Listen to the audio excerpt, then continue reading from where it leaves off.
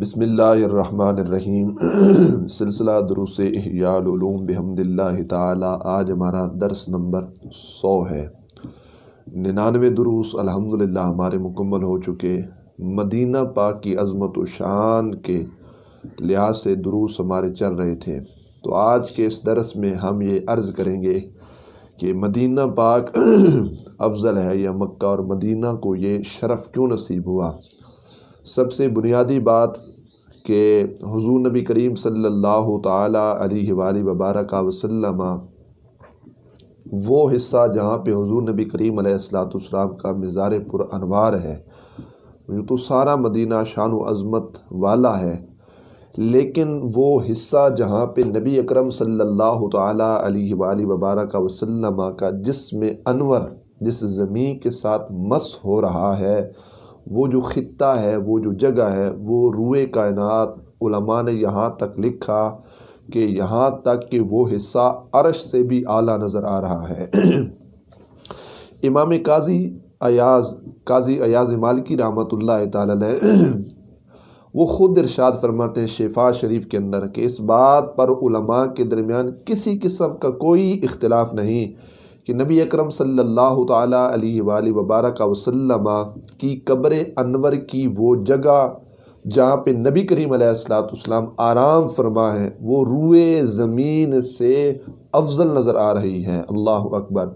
اور یہی نظریہ ملا علی قاری کا ہے، شیخ عبد المحق رحمۃ اللہ تعالی علیہ حضور شیخ محقق کا ہے، دیگر علماء کرام بڑے بڑے اکابر ہستیاں اس کے اندر شامل ہیں، ان کا اس بات پر اتفاق ہے، وہ متفق ہیں، اتفاق کرتے ہیں کہ وہ جو حصہ ہے وہ تمام زمین سے افضل نظر آ رہا ہے۔ اور یہاں تک پھر بات ختم نہیں ہوئی، بلکہ یہاں تک بھی علماء نے لکھا کہ قبر انور کا وہ حصہ جو آپ کے جسم اقدس کے ساتھ متصل ہے، وہ جو حصہ ہے وہ کعبہ سے بھی افضل نظر آ رہا ہے، اور وہ حصہ عرش سے بھی افضل نظر آ رہا ہے۔ نبی اکرم صلی اللہ تعالی علیہ وسلم کے مبارک معطر منور پاکیزہ جسم مقدس کے ساتھ جس زمین کی نسبت ہوئی یا جو زمین کا حصہ سرکار کے جسم کے ساتھ متصل ہے، کتنی شان و عظمت والی وہ زمین، اور وہ زمین کا حصہ ہوگا جہاں پہ نبی کریم صلی اللہ علیہ وسلم آرام فرما رہے ہیں، تو وہ حصہ کعبے سے بھی افضل ہے، اور کیا ہے، عرش سے بھی افضل نظر آ رہا ہے۔ اللہ اکبر۔ نبی اکرم صلی اللہ تعالی علیہ وآلہ وبارک وسلم نے اسی واسطے فرمایا تھا کہ من زار قبری وجبت لہ شفاعتی، جس نے میری قبر کی زیارت کی اس پر میری سفارش، اس پر میری شفاعت لازم واجب ہو جائے گی۔ اور آگے سرکار مدینہ علیہ السلام ارشاد فرماتے ہیں جو حج کے لیے آیا اور اس نے زیارت نہ کی میری قبر کی تحقیق اس نے میرے ساتھ کیا کی ہے، بے وفائی کی ہے۔ تو بہت بڑی سعادت ہے مدینہ پاک، اور بالخصوص وہ مقام جہاں پر نبی کریم علیہ السلام کا مزار پر انوار ہے، اس کی زیارت کرنا، اس کے قرب میں جانا اور اس کے فیوز و برکات کو حاصل کرنا، یقیناً یہ وہ نیکی ہے جو دنیا و ما فیہا سے، یقیناً ہمارا اس بات پر ایمان ہے، یہ بہت بڑی نیکی ہے، اس سے بہتر ہے دنیا و ما فیہا سے۔ اللہ اکبر۔ مولوی زکریا جنہوں نے فضائل اعمال پر ایک پوری کتاب لکھی، وہ بھی فضائل حج کے اندر لکھتے ہیں کہ حضور سید عالم صلی اللہ علیہ وآلہ وبارک وسلم کے روضہ اقدس کی زیارت اہم ترین نیکیوں میں سے ہے، اور اعلیٰ درجات تک پہنچانے کے لیے کامیاب ذریعہ اور وسیلہ ہے کہ انسان کامیابی کی منزل تک پہنچے گا۔ ان میں سے ایک وسیلہ یہ ہے کہ نبی اکرم صلی اللہ علیہ وسلم کے روضہ انور کی حاضری اور آپ کی قبر منور کی زیارت کی جائے۔ اللہ اکبر۔ اور آگے وہ لکھتے ہیں اس حاضری کا درجہ واجبات کے قریب تر ہے، بلکہ بعض علماء نے اس کو واجب بھی لکھا۔ مولوی زکریا کہتے ہیں یہ واجب کے قریب ہے، اور جب آدمی حج سے فارغ ہو جائے تو چاہیے کہ نبی اکرم صلی اللہ علیہ وآلہ وبارک وسلم کی قبر مبارک کی زیارت کی نیت سے مدینہ منورہ میں کیا کہ وہ حاضری دے، اور اس میں باقاعدہ طور پر لکھا گیا کہ مدینہ جب جانا ہے تو حاضری یہ کرنی ہے کہ میں نے حضور نبی کریم صلی اللہ علیہ وسلم کے روضہ انور کی زیارت کی غرض سے میں جا رہا ہوں۔ پھر مولوی رشید نے بھی لکھا گنگوئی، اس طرح بقیہ علماء نے بھی اس بات کو لکھا ہے کہ معلوم ہونا چاہیے کہ روزہ اطہر حضور نبی کریم صلی اللہ تعالیٰ علیہ وآلہ وبارک وسلم کا روزہ منور جو ہے اس کی زیارت کرنا افضل مستحبات میں افضل ترین یہ عمل ہے کہ روزہ انور کی زیارت کی جائے۔ اللہ اکبر۔ اور بعض حضرات نے واجب کے قریب تک اس کو لکھا ہے کہ روزہ انور کی زیارت کی جائے۔ اور جب مدینہ کا عزم ہو، وہاں پر جانے کا ارادہ ہو، تو روزہ اطہر کی نیت کر کے وہاں پہ حاضری دینی چاہیے۔ اللہ اکبر۔ تو وہ بارگاہ رسالت مآب صلی اللہ علیہ وسلم جہاں پہ فرشتے 70 ہزار حاضری دیتا ہے، 70,000 صبح 70,000 شام کو، پھر جو ایک مرتبہ آ چکے ہوتے ہیں ان کو دوسری مرتبہ وہ نہیں آ سکتے، تو انسان کتنا خوش قسمت ہے کہ وہ زندگی بھر میں جتنی دفعہ اس کو توفیق ملے وہاں پہ حاضری دے سکتا ہے۔ اللہ اکبر۔ پھر بعض اصحاب رسول صلی اللہ علیہ وآلہ وبارک وسلم کا یہ عمل دیکھا جائے، کہتے ہیں جب حج کے لیے وہ مکہ مکرمہ جاتے تھے تو بعض صحابہ کرام رضوان اللہ تعالیٰ علیہ مجمعین پہلے مدینہ پاک حاضری دیا کرتے تھے۔ اللہ اکبر۔ پھر وہاں سے احرام باندھ کر، جہاں سے سرکار دو عالم صلی اللہ علیہ وسلم نے احرام باندھا، وہاں سے وہ احرام باندھ کر فریضہ حج کی ادائیگی کے لیے روانہ ہوا کرتے تھے۔ یہ صحابہ کرام کی اپنی محبت تھی حضور کے در کے ساتھ، حضور کے روزہ انور کے ساتھ۔ علماء مالکیہ بھی پھر اس معاملے کے اندر پیچھے نہ رہے، ان کے بھی ایک عالم العبدی وہ کیا کہتے ہیں، وہ فرماتے ہیں کہ نبی اکرم صلی اللہ علیہ وآلہ وبارک وسلم کے مزار پر انوار کی زیارت کے لیے پیدل چل کر جانا یہ افضل عمل ہے، اور کعبہ کی زیارت کے لیے پیدل چل کر جانے سے فرماتے ہیں کہ نبی اکرم صلی اللہ علیہ وسلم کی زیارت کے لیے مدینہ پاک پیدل چل کر جانا بنسبت کعبہ کی طرف پیدل سفر کرنے سے وہ اعلیٰ ہے کہ ہم پیدل سفر کر کے مدینہ پاک پہنچیں۔ یہ علماء مالکی نے لکھا ہے۔ اور آگے انہوں نے لکھا جو شخص نظر مانتا ہے کہ نبی اکرم صلی اللہ علیہ وسلم کے قبر انور کی زیارت کروں گا، اس پر اس نظر کو واجب، اس پر وہ نظر پورا کرنا کیا ہے؟ واجب ہے، لازمی ہے کہ وہ اس نظر کو کیا کرے؟ پورا کرے۔ اللہ اکبر۔ اور علماء کا اس بات پر اتفاق ہے، وہ لکھتے ہیں کہ اس بات میں کوئی دوسری راہ نہیں ہے کہ نبی اکرم صلی اللہ علیہ وسلم کے روزہ انور کی نظر کو پورا کرنا کیا یہ ضروری ہے۔ پھر یہ بھی بات ہے کہ مدینہ کو مکہ سے افضل کیوں کہا گیا؟ یہاں پر بہت زیادہ اقوال ہیں، ان میں سے ایک قول کہتے ہیں کہ یعنی محبوب جو ہوتا ہے وہ پسند نہیں کرتا اپنے محبوب کے لیے، مگر وہ جگہ وہ پسند کرتا ہے جو چیز محبوب کے نزدیک سب سے زیادہ کیا ہو؟ بہتر ہو۔ یہ ایک قاعدہ قانون ہے کہ وہ اس کو پتہ ہے، کیونکہ نبی اکرم صلی اللہ علیہ وسلم اور اللہ تعالیٰ جل جلالہ کا جو رشتہ ہے وہ بڑا ہی پسندیدہ اور محبوب والا رشتہ ہے۔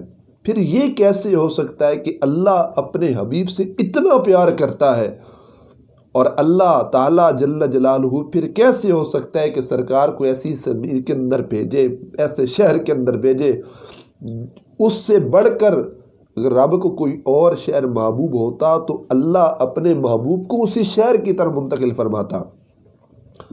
تو محبوب کو تو وہیں پر بھیجنا ہے نا جو سب سے زیادہ ایسا کیا ہو پسند ہو۔ تو اللہ حضور سے بہت پیار کرتا ہے، بڑی محبت کرتا ہے، حضور رب سے پیار کرتے ہیں، تو پھر رب کے نزدیک پوری روئے زمین میں سب سے اعلیٰ جو جگہ تھی وہ تھا مدینہ پاک۔ تو اللہ نے کیا کیا؟ اپنے حبیب کو مدینہ پاک کے اندر بھیج دیا۔ اللہ اکبر۔ پھر نبی اکرم صلی اللہ علیہ وسلم نے خود دعا فرمایا کہ اللہ اگر تو مجھ کو میری پسندیدہ جگہ مکہ سے باہر لاتا ہے تو میری سکونت اور قیام کے لیے ایسی جگہ متعین منتخب فرما جو تیرے نزدیک تمام مقامات میں محبوب ترین ہو۔ یہ مستدرک کی حدیث ہے۔ اللہ اکبر۔ یہ سرکار نے خود عرض کی، یا اللہ جو تیرے نزدیک تمام کائنات سے زیادہ پیاری اور محبوب ترین جگہ ہو، یا اللہ مجھ کو وہیں پہ منتقل فرما دے۔ پھر ساری دنیا نے دیکھا کہ مکہ والوں نے جب حضور کو تنگ کیا، ظلم کیا، ان کو ستایا، ڈرایا، دھمکایا، پریشان کیا، تو روئے کائنات میں سب سے زیادہ اللہ پاک نے محبت کی، پسند کیا تو وہ خطہ سرزمین مدینہ پاک کا تھا کہ اللہ نے اپنے محبوب کو حکم دیا کہ مجھے پوری روئے زمین میں وہ خطہ سرزمین جس کو مدینہ کہا جاتا ہے یہ مجھے پسند ہے، محبوب آپ وہیں پہ ہجرت کریں، وہیں پہ تشریف لے کر جائیں۔ اللہ اکبر۔ پھر دوسری وجہ یہ ہے، شیخ محقق نے لکھا کہ ہر مومن مسلمان کو چاہیے کہ نسبت و تعلق کا خیال و لحاظ رکھے اور محبت کے لحاظ سے وہ کیا رہے، قائم رہے۔ اللہ اکبر۔ اور آگے شیخ محقق رحمۃ اللہ تعالی علیہ اور اس طرح باقی علماء نے بھی لکھا ہے کہ مدینہ پاک جو ہے وہ نبی اکرم صلی اللہ علیہ وسلم نے جب اللہ کی بارگاہ میں دعا کی تو اللہ پاک نے خود کیا کیا، مدینہ پاک کو پسند کیا ہے۔ اللہ اکبر۔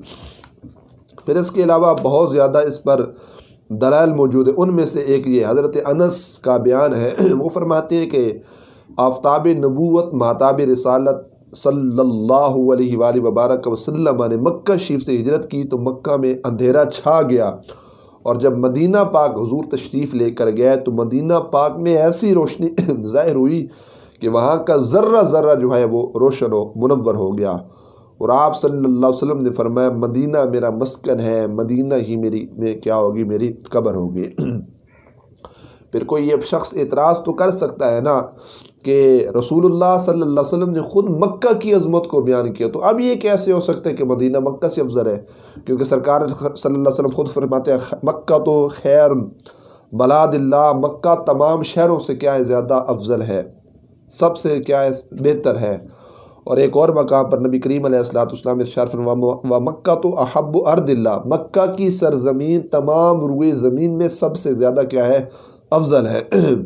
تو شیخ محقق مدینہ کی عظمت و شان کو اجاگر کرتے ہوئے جواب یہ لکھتے ہیں، ہمارے آقا صلی اللہ علیہ وآلہ وبارک وسلم کا یہ ارشاد پاک مدینہ کی فضیلت سے بہت پہلے ابتدا میں تھا، مگر اللہ نے وحی کے ذریعے جو فضیلت و بزرگی مدینہ کو ظاہر فرمائی، جو مدینہ کو عطا فرمائی، اس حدیث شریف کے بعد کی ہے، اور اللہ نے اپنے محبوب صلی اللہ علیہ وسلم کو خبر دی ہے کہ مکہ مکرمہ کو جو برکت حاصل ہے اس سے دگنی برکت بلکہ اس سے زائدہ برکت اللہ پاک نے کیا کی ہے، مدینہ پاک کو عطا فرما دی ہے۔ اللہ اکبر۔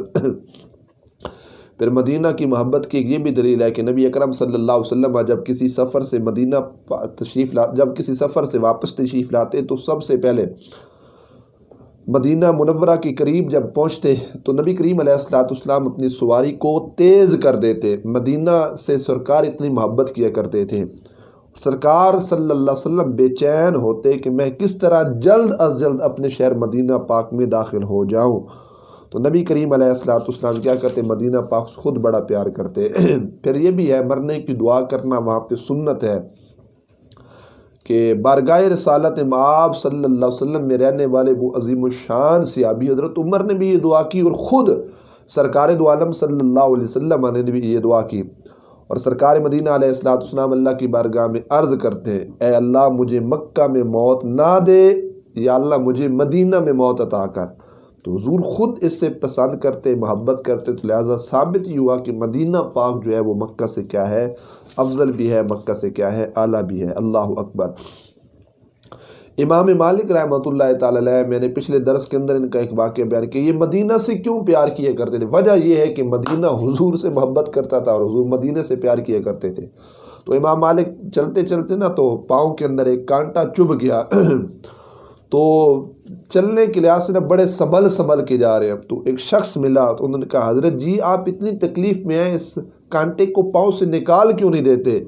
تو حضرت امام مالک رحمۃ اللہ تعالی علیہ فرماتے ہیں کہ یہ محبوب کے شہر کا کانٹا ہے جو نکالنے کے لیے نہیں ہے، اگر یہ کانٹا میرے قلب و جگر کے اندر بھی چلا جاتا میں اس کو سعادت سمجھا کہ اس کانٹے کی نسبت جو ہے وہ میرے آقا کے شہر سے ہو گئی ہے۔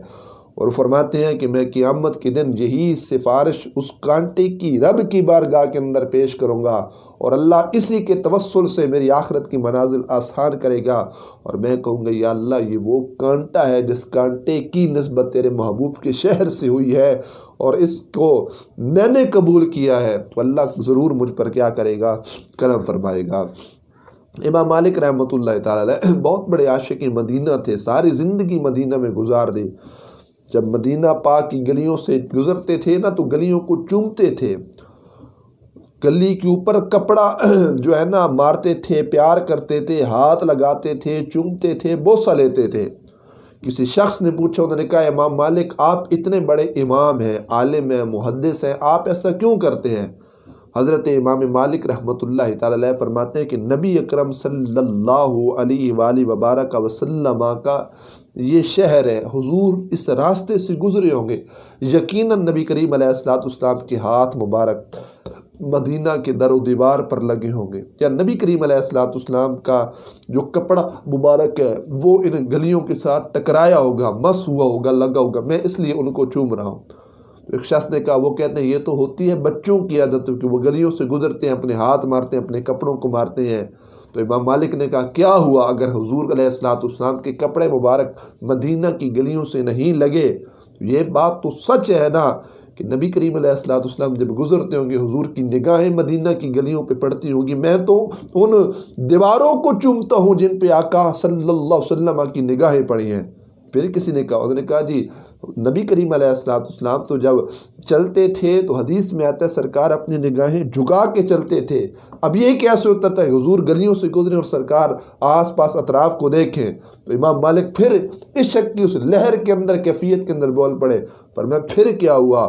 سرکار صلی اللہ علیہ وسلم مدینہ کی گلیوں سے چلتے تھے، اگرچہ حضور اپنی نگاہ اٹھا کر مدینہ کی گلیوں کو نہیں دیکھتے تھے، لیکن یہ بات تو سچ ہے نا کہ مدینہ کی گلیاں حضور کو تو دیکھتی ہوں گی، میں تو صرف اس وجہ سے مدینہ کی گلیوں اور در و دیوار کو چومتا ہوں کیونکہ انہوں نے رخ مصطفیٰ صلی اللہ علیہ وسلم کا دیدار بھی کیا ہے اور ان کی زیارت بھی کی ہے۔ تو اتنی محبت امام مالک رحمۃ اللہ تعالی علیہ مدینہ پاک سے فرماتے تھے، اس کی عظمت و شان کو یقین مانے ہم بیان نہیں کر سکتے۔ اللہ نے وہ کمال عروج ہمارے آقا صلی اللہ علیہ وسلم کے شہر پاک کو عطا کیا۔ میں اللہ پاک جل جلالہ کی بارگاہ میں دعا کرتا ہوں اللہ تعالیٰ عمل کی توفیق عطا فرمائے۔ آج 100 درس ہمارا مکمل ہوا، اس کے بعد انشاءاللہ قرآن پاک کے موضوع پر دروس انشاءاللہ جو شروع ہوں گے۔ اللہ تعالیٰ حجت الاسلام امام غزالی رحمۃ اللہ علیہ کے درجات بلند فرمائے اور آپ کے علمی روحانی فیوز و برکات سے اللہ مجھ سمیت تمام عالم اسلام کو مستفیض فرمائے۔ وآخر دعوانا الحمدللہ رب العالمین۔